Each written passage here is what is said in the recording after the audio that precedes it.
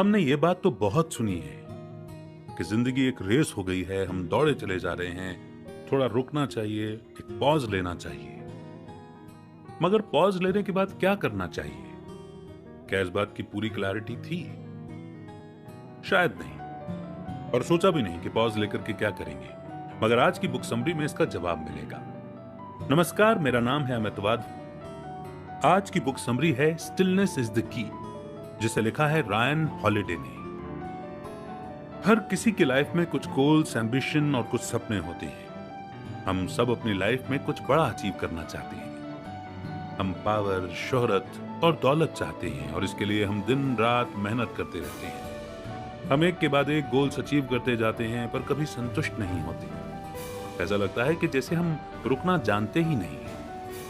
यहाँ तक कि लोग वर्कोहॉलिक बनते चले जा रहे हैं, जिसका खामियाजा आखिर में उनकी हेल्थ और उनके माइंड को भुगतना पड़ता है। मगर अपनी फैमिली, हेल्थ और टाइम को सेक्रीफाइस किए बिना क्या सक्सेसफुल होने का कोई और तरीका है? जी बिल्कुल है। सक्सेस पाने का एक सीक्रेट है कि आप अपनी लाइफ में स्टिलनेस अचीव करें। यकीन नहीं आता तो आज की इस बुक समरी में टाइगर वुड्स, माइकल जॉर्डन और कई फेमस लोगों की कहानी से आज हमें सीखने को मिलेगा, और आपके अंदर जो स्टिलनेस छुपी हुई है उसे पहचानने का भी मौका मिलेगा। तो आइए बिना देर के शुरू करते हैं आज की book summary, stillness is the key by Ryan Holiday. आज के बिजी वर्ल्ड में सब कुछ सुपरफास्ट हो गया है, जहां रुक जाना या अपनी स्पीड कम कर देना कोई ऑप्शन नहीं है। जैसे देखो जल्दी में है, हर कोई जल्द से जल्द सक्सेस की सीढ़ियां चढ़ना चाहता है। लोगों को लगता है कि दिन रात काम करने के बाद ही उन्हें सक्सेस मिल सकती है, पर सच तो यह है कि यह भाग दौड़ कभी उनकी इच्छाओं को पूरा नहीं कर पाएगी। आज के इस माहौल में स्टिलनेस यानी कि ठहराव की लोगों को सख्त जरूरत है। लेकिन सवाल यह है कि स्टिलनेस अचीव कैसे की जाए? स्टिलनेस हमें सक्सेस की तरफ कैसे ले जा सकती है? इस समरी में आप उन 3 डोमेन के बारे में जानेंगे जिन पर फोकस करके हम स्टिलनेस अचीव कर सकते हैं। ये 3 डोमेन हैं आपका माइंड, सोल और बॉडी। सिर्फ माइंड की मत सुनो, बल्कि अपनी चेतना और बॉडी पर भी जरूर ध्यान दें। एक क्लियर माइंड, अच्छी चेतना और हेल्दी बॉडी का हमारी लाइफ में काफी अहम रोल है, जिनकी हेल्प से हम स्टिलनेस अचीव कर सकते हैं। इस समरी में कुछ ऐसी स्ट्रेटजीज के बारे में बताया गया है जो जाने माने लोगों ने अपनी लाइफ में स्टिलनेस अचीव करने के लिए यूज की है, जैसे John F Kennedy, Tiger Woods और माइकल जॉर्डन। उनकी कहानी आपको बताएंगी कि कैसे स्टिलनेस लोगों को उनकी इच्छा और सपनों को पूरा करने में हेल्प करती है। स्टिलनेस को अचीव करना वाकई बड़ा मुश्किल काम है।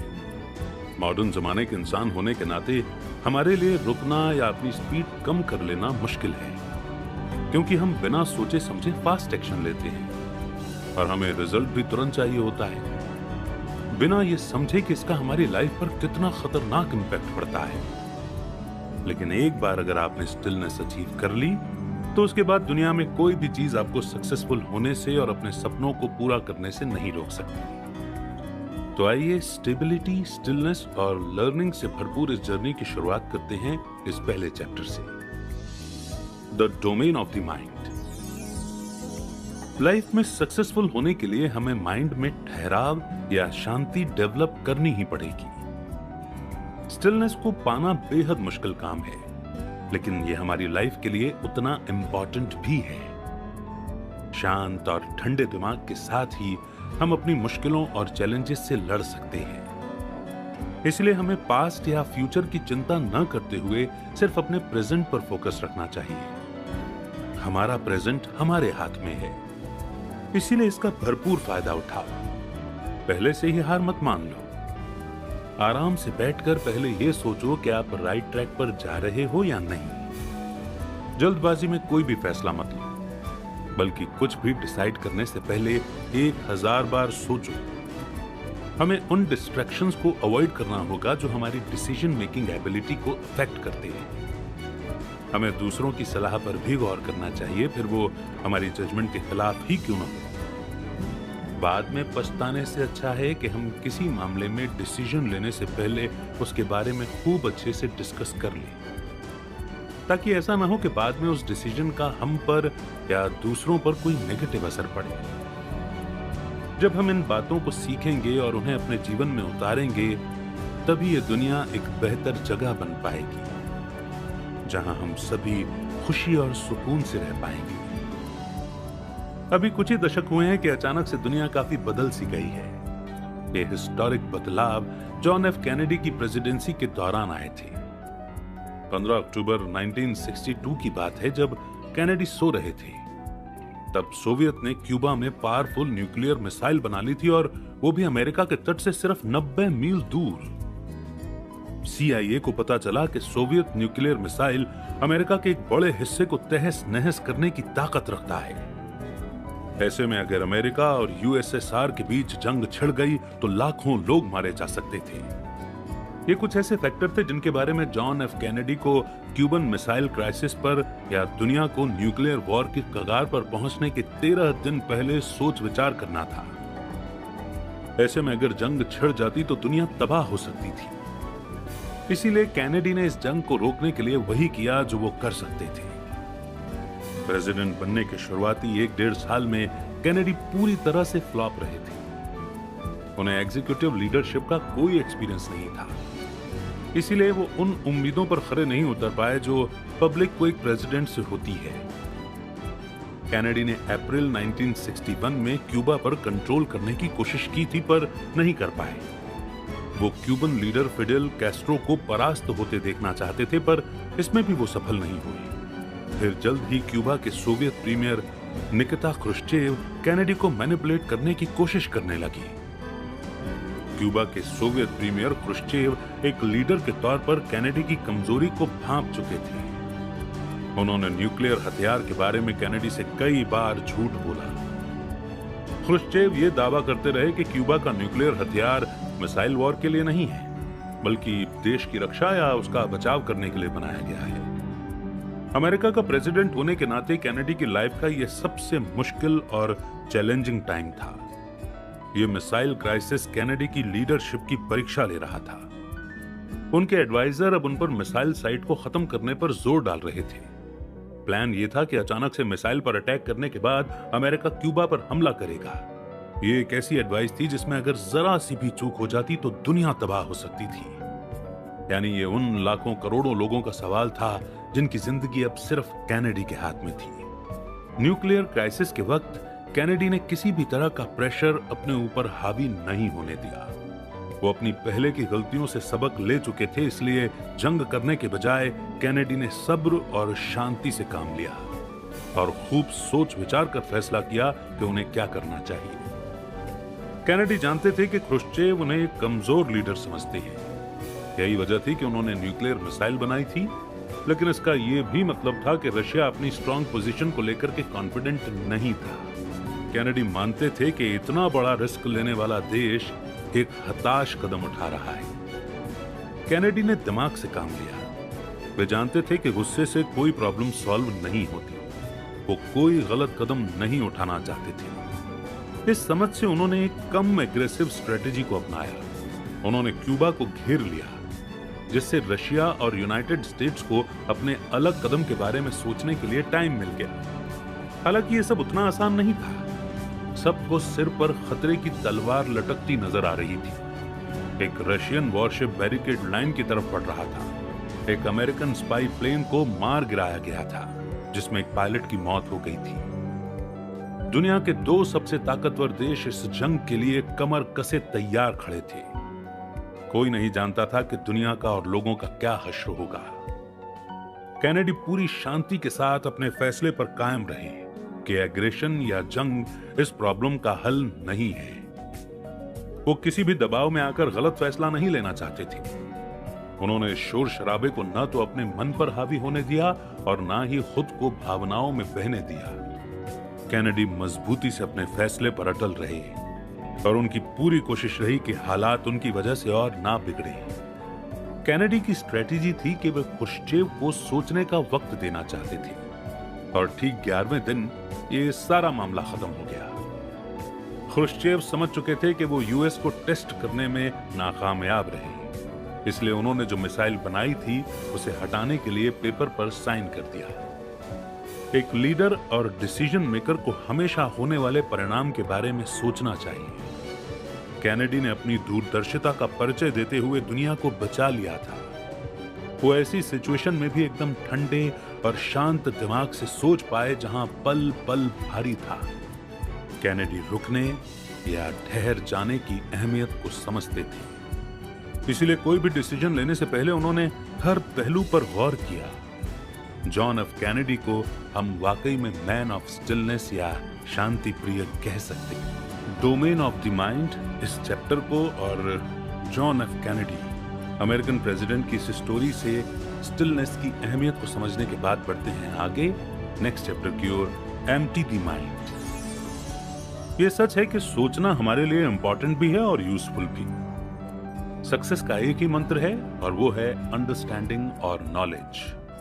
लेकिन कभी कभी हम हद से ज्यादा सोचकर अपने माइंड को कुछ ज्यादा ही कंफ्यूज कर देते हैं और उस पर ज्यादा लोड डाल देते हैं। हम कई बार ऐसी बेकार की बातें सोचने लगते हैं जो हमारे माइंड को डिस्ट्रैक्ट करती रहती हैं। लेकिन अगर आप अपने माइंड को खाली करोगे तो वहां फालतू बातों के बजाय अंडरस्टैंडिंग और डिस्कवरीज के लिए जगह बन जाती है। अगर आपका माइंड पूरी तरह से क्लियर होगा तो आप उस चीज पर फोकस कर पाओगे जो प्रेजेंट में आप कर रहे हो। डी.टी. सुजुकी, जिन्होंने वेस्ट में बुद्धिज्म को पॉपुलर बनाया था, उनका मानना था कि कई लोग सिर्फ इसलिए महान काम कर पाए क्योंकि वो ना तो बहुत ज्यादा सोचते थे और ना ही बहुत ज्यादा चिंता करते थे। सुजुकी कहते थे कि आर्ट ऑफ फॉरगेटफुलनेस यानी कि भूल जाने की कला को अगर लंबे समय तक किया जाए तो इंसान फिर से बच्चों जैसा मासूम बन सकता है। जब आपके अंदर बच्चों जैसी मासूमियत आ जाती है तो आपको ऐसा लगेगा जैसे आप सोच ही नहीं रहे। एक चाइनीज फिलोसोफर थे हुआंग हो, जिनका कहना था कि अगर आप फास्ट माइंड चाहते हैं तो इसके लिए आपको अपने माइंड को या तो खाली करना होगा या ब्रेन की एक्टिविटीज को कम करना होगा। मार्कस ऑरेलियस ने भी लिखा है कि माइंड की स्टिलनेस अचीव करने के लिए आपको अपने ब्रेन से पास्ट और फ्यूचर को हटाना होगा, यानी कि जो गुजर चुका है उसे भूलना होगा और जो अभी हुआ नहीं है उसकी चिंता करना छोड़ना होगा। अपने मन को साफ कर उसे शुद्ध रखो, क्योंकि ये हमारी बॉडी की सबसे पवित्र जगह है। आप अपने माइंड में आने वाले थॉट्स को कंट्रोल कर सकते हो। आप अपने जजमेंट और बेकार की चिंताओं को चूज करके उन्हें फिल्टर कर सकते हो, जो आपके माइंड को डिस्टर्ब करते हैं। हद से ज्यादा सोचकर खुद बहुत ज्यादा लोड मत डालो। एकदम शांत और खामोश रहकर अपना काम करो, क्योंकि आपके माइंड को शांति और सुकून की जरूरत है। Popular baseball player Shawn Green ने 2002 में लॉस एंजलिस डॉजर्स के लिए खेला था। शॉन को साल के $14 मिलियन मिले थे, लेकिन इसके बावजूद वो गेम में कोई कमाल नहीं कर पाए। उनके मैनेजर्स ने एक बेसबॉल प्लेयर के तौर पर उनकी काबिलियत पर उंगली उठाना शुरू कर दी और उनके फैंस जो उनके दीवाने थे उन्होंने शॉन का खूब मजाक उड़ाया। शॉन के बेसबॉल करियर की ये सबसे खराब परफॉर्मेंस रही थी, लेकिन सच तो यह था कि उस वक्त शॉन का दिमाग एकदम बेचैन था। उनके मन में 100 चीजें चल रही थी। शॉन इस हार के बाद इस कदर निराश हुए कि उन्हें अपनी एबिलिटी पर शक होने लगा था। वो इतने ज्यादा नर्वस हो गए कि उन्हें लगा कि ये उनके करियर का दी एंड है। अपने दिमाग को शांत रखने के लिए उन्होंने बुद्धिज्म का सहारा लिया, जबकि एक बेसबॉल प्लेयर के तौर पर उनका सफर जारी रहा। उन्होंने अपने माइंड को एकदम क्लियर और खाली कर दिया था, जो उन्होंने बुद्धिज्म से सीखा था। शॉन ने उन नेगेटिव थॉट्स को कंट्रोल करना सीख लिया था, जिसके कारण उनकी परफॉर्मेंस अफेक्ट होती थी। 23 मई यानी कि 23 मई 2002 में एक गेम के दौरान उनकी परफॉर्मेंस एवरेज रही। उनकी टीम हारी भी और जीती भी। शॉन जानते थे कि उन्हें ट्रेनिंग पर फोकस करने के लिए अपने माइंड से सारे नेगेटिव थॉट्स को निकालकर बाहर करना होगा, और गेम में अपनी बारी आने से पहले ही शॉन ने अपने माइंड को एकदम कंट्रोल कर लिया था। उन्होंने अपने माइंड में एक भी नेगेटिव थॉट नहीं आने दिया और सिर्फ गेम पर फोकस करते रहे। उस दिन अपने फर्स्ट बैट के दौरान उन्होंने थर्ड पिच में बेसबॉल को हिट किया था और उनकी ये शानदार परफॉर्मेंस गेम के 8वीं इनिंग तक चलती रही। इससे पहले वाले गेम में शॉन की जो खराब परफॉर्मेंस रही थी, उसकी भरपाई उन्होंने इस गेम में अपनी एक्सीलेंट परफॉर्मेंस से कर दी थी। टीम के मैनेजर चाहते थे कि 5 एक्सीलेंट बैट के बाद अब शॉन को थोड़ा रेस्ट करना चाहिए, लेकिन उन्होंने मना कर दिया। अब उनके माइंड में कोई डाउट, कोई स्ट्रेस नहीं था और ऊपर से उनके फैंस भी उन्हें लगातार चीयर कर रहे थे। इसीलिए उन्हें फिर से अपना माइंड क्लियर करना था। शॉन का जोश देखने लायक था। वो किसी बच्चे की तरह खेल रहे थे जिसे हार या जीत की कोई टेंशन नहीं होती, वो तो बस गेम एंजॉय करता है। जब उन्होंने बॉल को दूर तक हिट किया तो उनके टीम के साथी खुशी से पागल हो गए। शॉन ने जब अपना माइंड पूरी तरह से खाली किया तब वो बॉल से पूरी तरह से कनेक्ट हो पाए। वो बेस को राउंड करते वक्त भी एकदम शांत बने रहे। उन्होंने ग्रेटेस्ट वन गेम परफॉर्मेंस के तौर पर बेसबॉल में रिकॉर्ड बना डाला था। बेसबॉल की हिस्ट्री में शॉन ग्रीन पहले बुद्धिस्ट बेसबॉल प्लेयर थे। बुद्धिज्म ने शॉन को एक शांत और क्लियर माइंड रखना सिखाया था। एक शांत और शोरगुल से खाली मन के कारण ही शॉन एक बार फिर से सक्सेस की ऊंचाइयां छू पाए थे। अगर शॉन अपने माइंड को खाली करके लाइफ में इतने सक्सेसफुल हो सकते हैं तो आप क्यों नहीं हो सकते? सो माइंड को एम्प्टी करने की इंपॉर्टेंस को समझने के बाद बढ़ते हैं आगे नेक्स्ट चैप्टर की ओर, the domain of the soul. Stillness के और भी सोर्स हैं, जैसे अपनी फीलिंग्स के प्रति ईमानदार रहना, दूसरों के साथ एक हेल्दी और केयरिंग रिलेशनशिप, निस्वार्थ भाव रखना, सेल्फ कंट्रोल, सही और गलत की पहचान होना। ये कुछ ऐसी चीजें हैं जो स्टिलनेस अचीव करने के लिए बेहद जरूरी हैं। अगर आपका दिल ही बेचैन है तो भला दिमाग कैसे शांत रह सकता है? इस खालीपन का सबसे ज्यादा शिकार तो आपकी सोल यानी कि चेतना यानी कि आत्मा होगी। जो लोग बहुत ज्यादा सोचते हैं उन्हें जरूरी चीजें दिखाई नहीं देती और उनका मन किसी भी चीज में नहीं लगता। खुशी, संतोष और स्टिलनेस यानी कि शांति या ठहराव हमारी सोल से निकलता है। जिस इंसान को शांति और सुकून चाहिए उसे सही और गलत के बीच का फर्क पता होना चाहिए, तभी वो चैन से जी पाएगा। आपको अपने दिल से जलन और नफरत की भावना मिटानी पड़ेगी, तभी आप खुश रह पाएंगे। दूसरों के साथ एक मीनिंगफुल रिलेशनशिप डेवलप करने की कोशिश कीजिए और जो आपके पास है उसे अप्रिशिएट करना सीखिए। जो भी करो मॉडरेशन में करो, यानी न कम न ज्यादा। जो मिला है उसके लिए ऊपर वाले का शुक्रिया अदा करो। ये कुछ तरीके हैं जो आपको लाइफ में स्टिलनेस अचीव करने में हेल्प करेंगे। याद रहे कि एक शुद्ध और साफ चेतना के साथ ही इंसान अपनी लाइफ को महान बना सकता है। टाइगर वुड्स एक फेमस गोल्फर है जो काफी अमीर और फेमस है। उनके पास दुनिया का हर ऐशो आराम है। उनके जैसी लाइफ जीने का सपना हर कोई देखता है। गोल्फ में अपने शानदार करियर की बदौलत उन्हें एक आइकॉन माना जाता है। इसके अलावा टाइगर के पास एक लविंग फैमिली भी है जिसे वो बहुत प्यार करते हैं, लेकिन फिर भी वे दुखी महसूस करते थे। इतना सब कुछ होने के बाद भी टाइगर को जिंदगी में कभी सच्चा सुख नहीं मिला। उनके पिता अल वुड्स ने 2 शादियां की थी और टाइगर उनकी दूसरी बीवी के बेटे थे। टाइगर के पिता बेहद सख्त मिजाज इंसान थे। वो एक गरीब परिवार में पैदा हुए थे और उन्होंने रेसिज्म यानी कि नस्ल के आधार पर भेदभाव को काफी करीब से झेला था। टाइगर जब 1 साल के बच्चे थे तो उनके पिता ने उन्हें पहली बार गोल्फ से इंट्रोड्यूस कराया और उन्हें एक हाई चेयर में बिठा दिया गया था जबकि उनके पिता गोल्फ खेल रहे थे।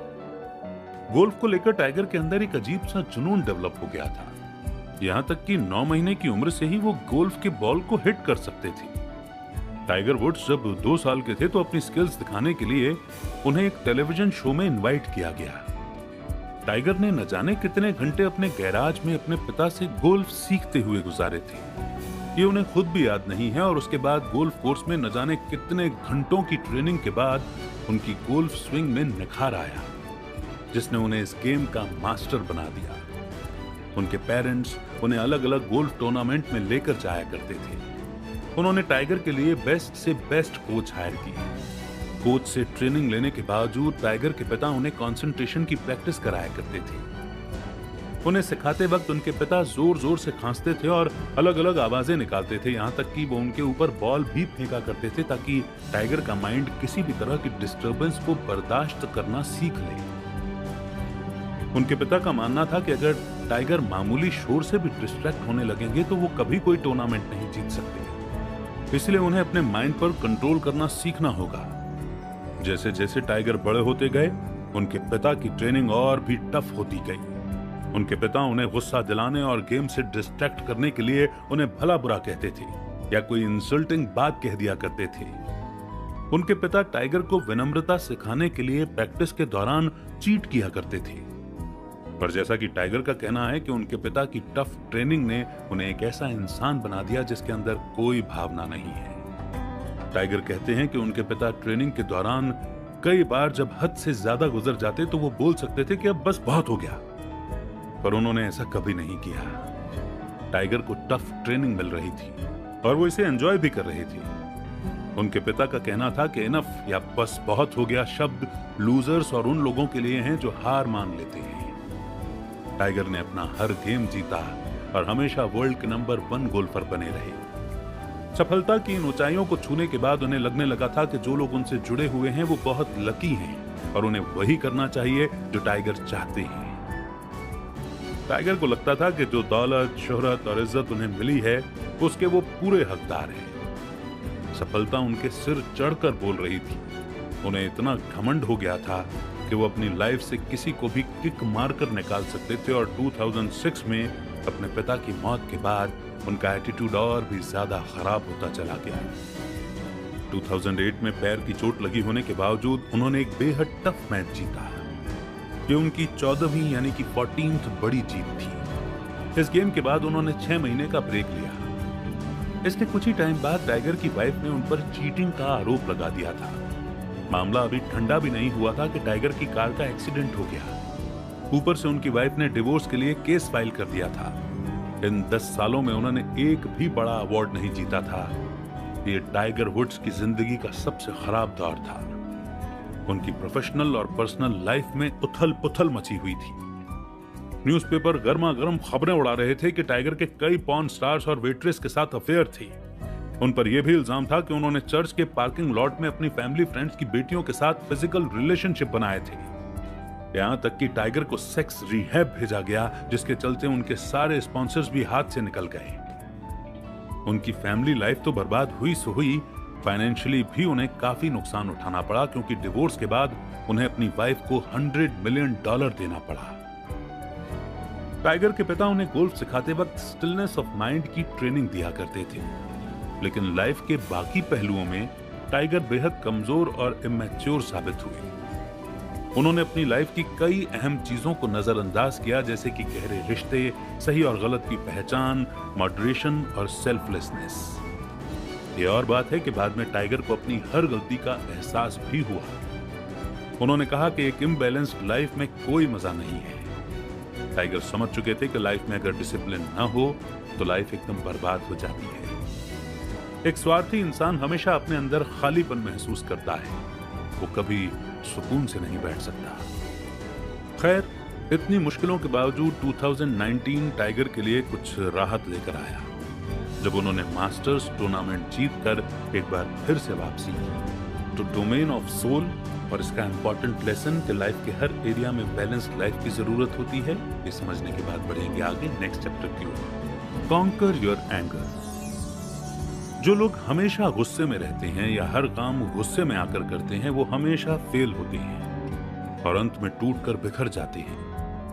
हिस्टोरियंस हिस्ट्री के एक ऐसे फेमस लोगों के बारे में बताते हैं जिनकी पूरी जिंदगी गुस्से और नफरत करते हुए ही बीती। प्रेसिडेंट रिचर्ड निक्सन कहते हैं कि उन लोगों से नफरत मत करो जो तुमसे नफरत करते हैं, वरना उनमें और तुम में फर्क ही क्या रह जाएगा। नफरत इंसान को बर्बाद कर देती है। एक सच्चा लीडर वो है जो नफरत और गुस्से के जोर पर नहीं बल्कि प्यार और भरोसे से लोगों का दिल जीतता है। ग्रीक पॉलिटिशियन पेरिकल्स और American Baptist minister Martin Luther King junior भी इसी फिलॉसफी पर यकीन रखते थे। सेनेका जो एक रोमन फिलोसोफर थे, उनका भी यही कहना था कि गुस्सा आपको अपने गोल्स तक कभी पहुंचने नहीं देगा। गुस्सा पहले काफी हेल्पफुल लगता है, लेकिन धीरे धीरे ये विनाशकारी साबित हो जाता है, जो आपकी खुशियों और आपकी लाइफ को बर्बाद कर सकता है। जो आप चाहते हैं गुस्से से कभी हासिल नहीं कर सकते। जो गुस्सा कंट्रोल से बाहर चला जाता है वो दूसरों के साथ साथ आपको भी नुकसान पहुंचाता है। यह आपके रिश्तों को तहस नहस कर सकता है। गुस्से को कंट्रोल करने का सबसे बढ़िया तरीका यह है कि जिस वक्त आपको गुस्सा आए, ऐसे बन जाओ जैसे आप बहरे, गूंगे और अंधे हो। अपने स्ट्रॉन्ग इमोशंस को खुद पर हावी मत होने दो। ऐसी जगहों या लोगों से दूर रहो जो आपको गुस्सा दिलाते हैं। जितना हो सके उन्हें अवॉइड करो, और जैसे ही आपको लगे कि आपका टेम्पर बढ़ रहा है तो तुरंत वहां से हट जाओ। कहीं ऐसा ना हो कि गुस्से में आप किसी को भला बुरा बोल दें और फिर बाद में पछताएं। अगर आपसे कोई गलती हुई है तो उस निराशा को कम करने के लिए भी आपको गुस्सा कंट्रोल करना चाहिए। जो लोग गुस्सा कंट्रोल नहीं कर पाते वो कभी खुश नहीं रह पाते हैं, क्योंकि उन्हें छोटी छोटी बातों पर गुस्सा आता है। जिसके दिल में गुस्सा होगा वो कभी लाइफ में स्टिलनेस अचीव नहीं कर सकता। गुस्सा आपको देता क्या है? सिर्फ फ्रस्ट्रेशन और हार का एहसास।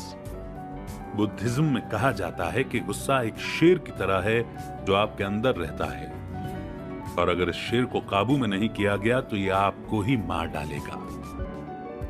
स्टिलनेस अचीव करने से पहले इस गुस्से को खत्म करना होगा, तब जाकर आप अपनी इच्छाओं की तरफ बढ़ पाएंगे। बास्केटबॉल में सक्सेस की ऊंचाइयां छूने के बाद 2009 में माइकल जॉर्डन को बास्केटबॉल हॉल ऑफ फेम में शामिल किया गया। जिस वक्त जॉर्डन ये अवार्ड ले रहे थे उनकी आंखों में आंसू थे। फिर उन्होंने एक अजीब सी स्पीच दी।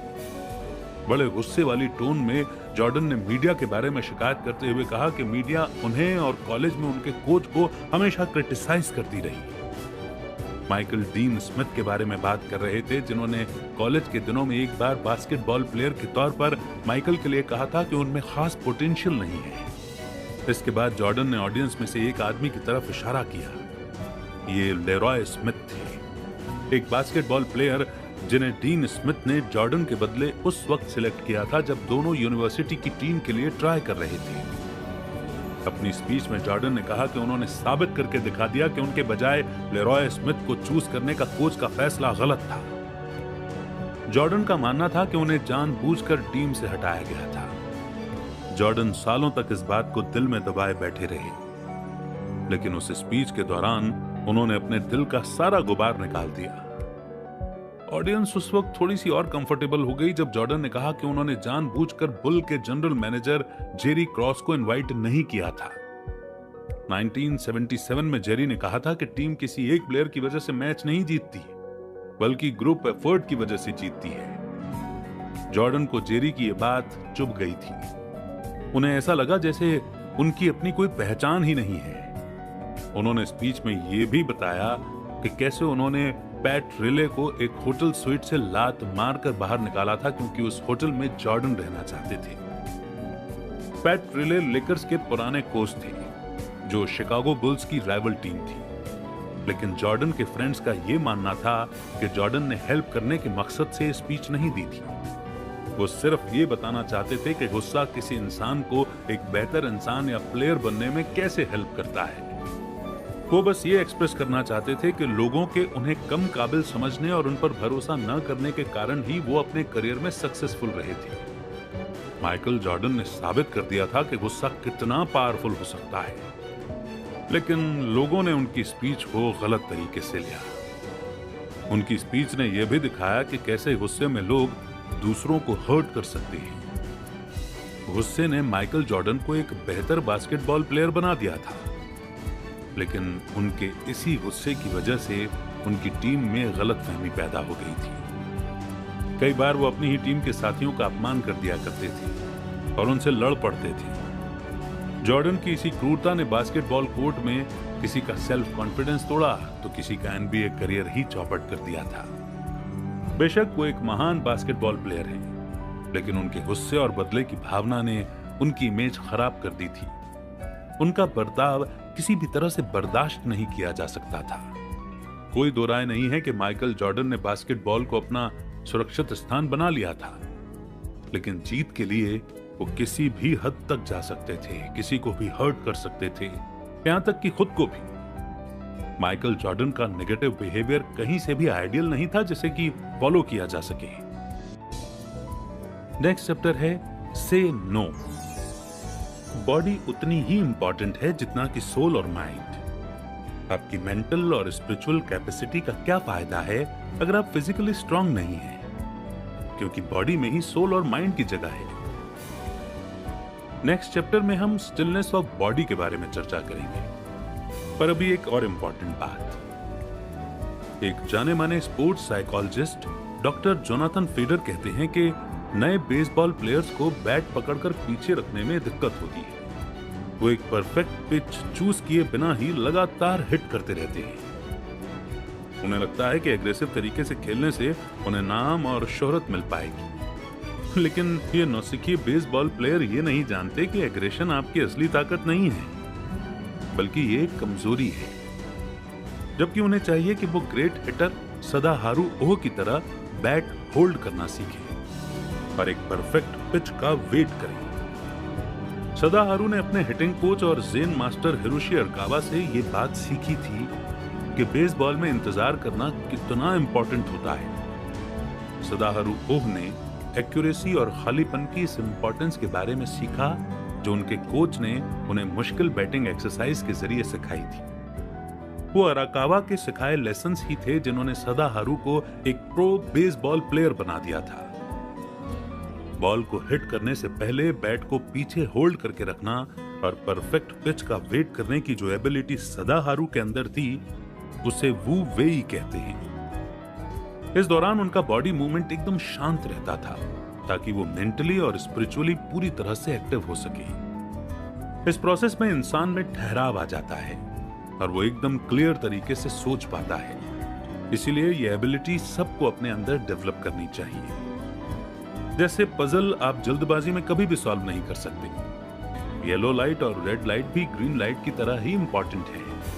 बेहतर तरीके से सोचने के लिए बॉडी को पॉज लेने की जरूरत होती है, लेकिन जब आपको लगता है कि ब्रेक लेने का मतलब है कि आप किसी काम के नहीं हो, तब आप खुद को स्टिलनेस अचीव करने से रोकते हो। रेस्ट लेकर आप खुद को बेटर बना सकते हो, लेकिन अगर आप थोड़ा सा ब्रेक नहीं लेंगे तो आप बेहतर बनने की पॉसिबिलिटी को रोक देते हैं।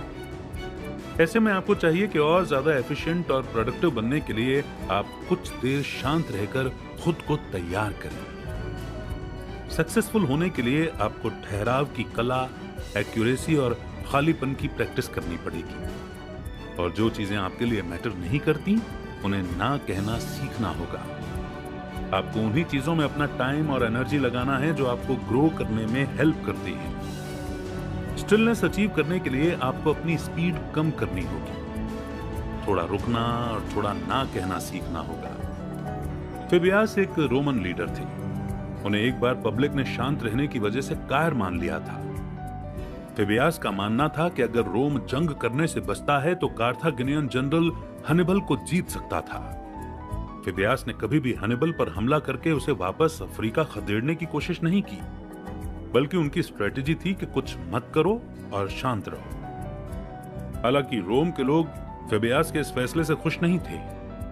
उन्हें लड़ाई का यह तरीका बिल्कुल पसंद नहीं आया। उनके क्रिटिक्स का कहना था कि जब बाकी देश रोम पर हमला करने की तैयारी कर रहे हैं तो ऐसे में हाथ पर हाथ रखकर बैठना रोम की कायरता होगी।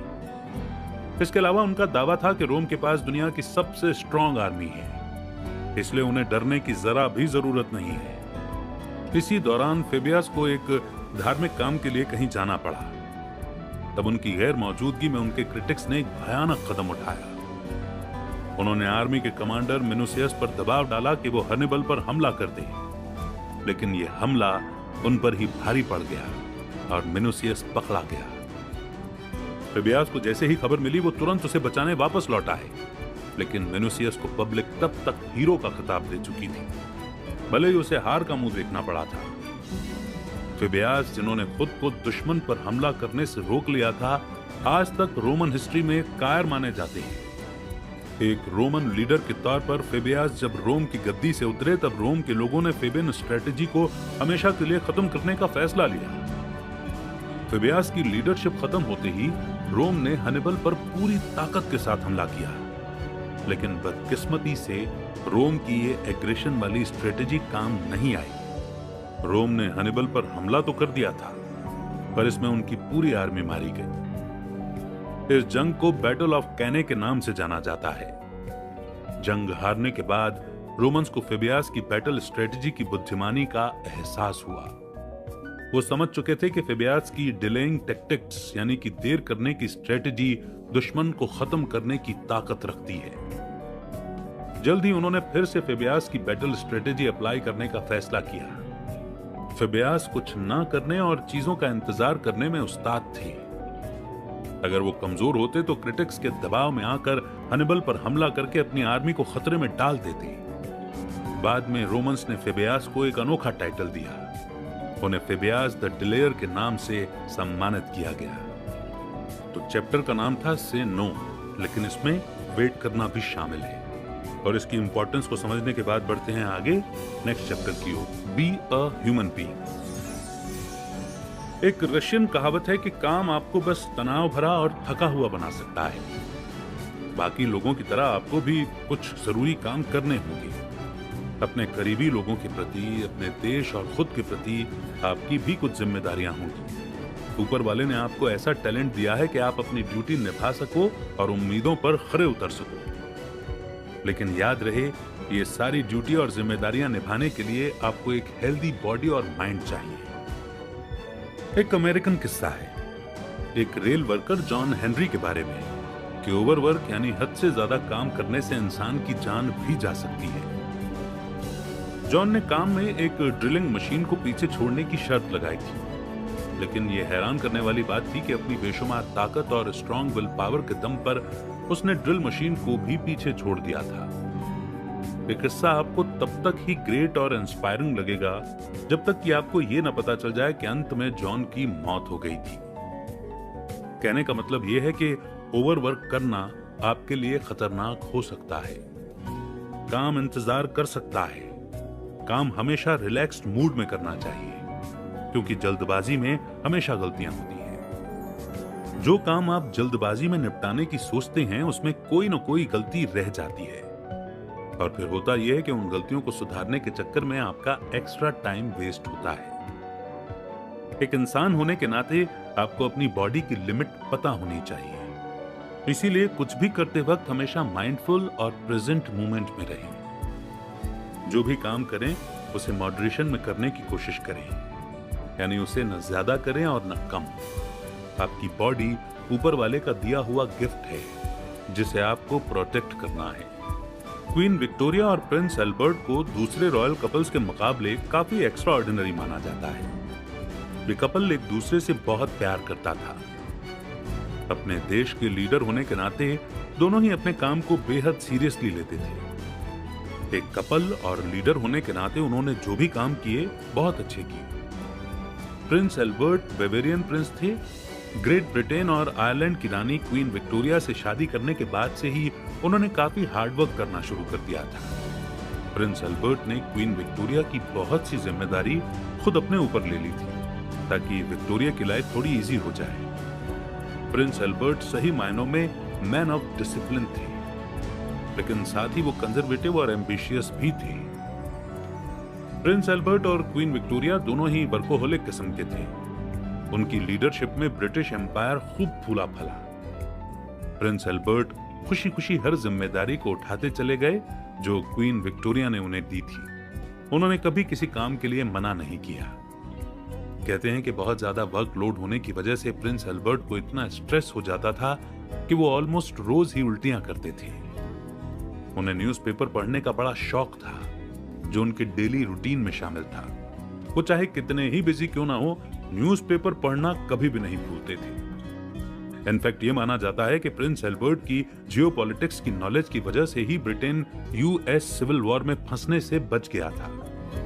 ये सच है कि प्रिंस एल्बर्ट ने ही ब्रिटेन की भलाई के लिए कई इंपॉर्टेंट डिसीजन लिए, लेकिन उन पर कुछ बेकार के मामलों में अपनी टांग अड़ाने का भी इल्जाम लगाया जाता है।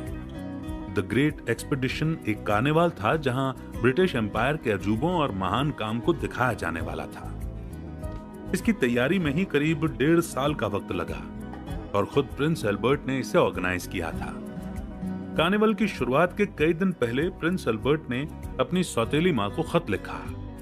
प्रिंस एल्बर्ट ने उन्हें लिखा कि बहुत ज्यादा काम होने की वजह से वो एकदम बेजान सा महसूस करने लगे हैं। बेशक कार्निवल काफी हिट रहा था, मगर इसके बाद प्रिंस एल्बर्ट की सेहत गिरती चली गई। बहुत ज्यादा वर्क प्रेशर लेने की वजह से उनकी सेहत को जो नुकसान पहुंचा था, उसका खामियाजा उन्हें ताउम्र उठाना पड़ा। क्वीन विक्टोरिया को भी बाद में प्रेगनेंसी की वजह से बढ़ा हुआ यूट्रस और हर्निया की बीमारी हो गई। 17 सालों तक वो लगातार प्रेग्नेंट रहीं क्योंकि उनके 9 बच्चे हुए थे। एक के बाद एक प्रेगनेंसी ने उनके शरीर को बुरी तरह से तोड़कर रख दिया था। उनकी बीमारी लंबी चली और मौत से पहले वो काफी दर्द में रही। ये सच है कि राज्य की विरासत को आगे बढ़ाने के लिए उन्हें वारिस चाहिए था, लेकिन उन्हें इसके नतीजे के बारे में भी सोचना चाहिए था। इस रॉयल कपल की लाइफ में सब कुछ था, पर खुशी और सुकून के 2 पल नहीं थे, क्योंकि उनकी लाइफ में मॉडरेशन की कमी थी। प्रिंस एल्बर्ट और क्वीन विक्टोरिया मरते दम तक एक बिजी लाइफ जीते रहे और ताउम्र जिम्मेदारियों के बोझ तले दबे रहे। हालांकि क्वीन विक्टोरिया जानती थी कि अंधाधुंध काम करने का क्या असर होता है। अपनी जिम्मेदारियों और पर्सनल लाइफ के बीच बैलेंस बनाकर रखना कितना जरूरी होता है, ये क्वीन विक्टोरिया बखूबी समझती थी। तभी तो उन्होंने लिखा था कि काम को लेकर उनके अंदर जो जुनून है, वो उनके रिश्तों और सेहत को बुरी तरह से अफेक्ट कर सकता है। और प्रिंस एल्बर्ट का माइंड उन्हें सोने नहीं देता था, जिसकी वजह से उन्हें हमेशा पेट की शिकायत रहती थी। यहां तक कि उनकी स्किन भी वक्त से पहले ढलने लगी थी। प्रिंस एल्बर्ट उन सारे वार्निंग सिग्नल्स को नजरअंदाज करते रहे जो इशारा कर रही थी कि उनकी बॉडी को अब ब्रेक चाहिए। वो दिन रात काम में डूबे रहे, लेकिन वो भूल गए कि बॉडी की अपनी एक लिमिट है और उस लिमिट को पार करना खतरनाक हो सकता है। 14 दिसंबर 1861 के दिन प्रिंस एल्बर्ट इस दुनिया को अलविदा कह गए। उन्हें कॉन्स डिसीज थी। ये ऑटो इम्यून बीमारी बहुत ज्यादा स्ट्रेस और प्रेशर की वजह से बहुत ज्यादा बढ़ गई थी। अगर मौका मिलता तो शायद प्रिंस एल्बर्ट और क्वीन विक्टोरिया के बच्चे उन्हें सिंपल ग्रेट एग्जीबिशन ऑर्गेनाइज करने को कहते, ताकि उनके पिता की इस तरह समय से पहले मौत ना होती। काश इस रॉयल कपल को मॉडरेशन के सही मायने पता होते तो वो इतना ओवरवर्क करके अपनी सेहत से समझौता न करते और एक खुशहाल और लंबी जिंदगी जी पाते। और ये लर्निंग जर्नी अब पहुंच गई है कंक्लूजन के मोड़ पर। इस समरी में आपने सीखा कि लाइफ में सक्सेसफुल होने के लिए आपको माइंड की स्टिलनेस यानी कि मन को शांत रखने की जरूरत पड़ेगी, क्योंकि यही वो चीज है जो आपको लाइफ में बैलेंस फेस करने की ताकत देती है। आपने ये भी सीखा कि एक क्लियर माइंड आपको बेहतर और गहरी अंडरस्टैंडिंग और ज्यादा डिस्कवरीज दे सकता है। सक्सेस तभी मिल सकती है जब माइंड क्लियर और शोरगुल से खाली होगा, और तभी आप अपने सारे काम एकदम परफेक्शन के साथ कर पाओगे।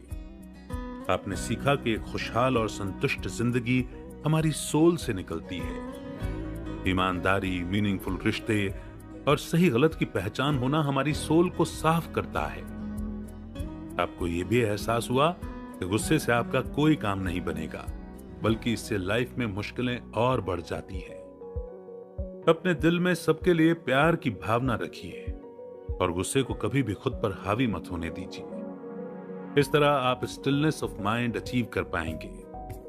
आपने सीखा कि लाइफ में सक्सेसफुल होने के लिए थोड़ा रुकना या ठहराव बेहद जरूरी है। क्लियर और बेहतर तरीके से सोचने के लिए आपको अपने दिल की आवाज सुननी चाहिए, और आप ये तभी कर पाएंगे जब आप शांत रहेंगे। आपने ये भी सीखा कि एक वर्कोहॉलिक होना हमारी हेल्थ के लिए कितना खतरनाक हो सकता है। बेशक हमारी कुछ जिम्मेदारियां हैं, लेकिन इंसान होने के नाते बॉडी की भी अपनी एक सीमा होती है। खुद पर यकीन रखिए कि आप एक बेहतर इंसान बन सकते हैं जो बेहतर चीजें कर सकता है। इंसान तभी शांति और सुकून से जी पाएगा जब वो अपनी बॉडी, माइंड और सोल का ख्याल रखेगा। अपने अंदर ये विश्वास पैदा कीजिए कि आप हर डिस्टर्बेंस के खिलाफ लड़ सकते हैं, वो डिस्टर्बेंस जो आपको स्टिलनेस अचीव करने से रोकती है। आप अपनी स्टिलनेस को अनब्लॉक करने की पावर रखते हो। यकीन रखो कि आपके अंदर अपना बेस्ट देने की पावर है। स्टिलनेस के जरिए लाइफ में ग्रेटनेस और खुशियां अचीव करने की एबिलिटी आपके अंदर है और यही विश्वास आपको जीत दिलाएगा। इसी मोड़ पर ये बुक समरी यहीं पर समाप्त होती है और कैसी लगी ये सवाल पूछना तो बेमानी होगा, मगर हाँ, लाइफ के किस एरिया में आपको पॉज लेने की जरूरत है वो जवाब मैं आपसे जरूर जानना चाहूंगा। कमेंट सेक्शन में जरूर लिखिए।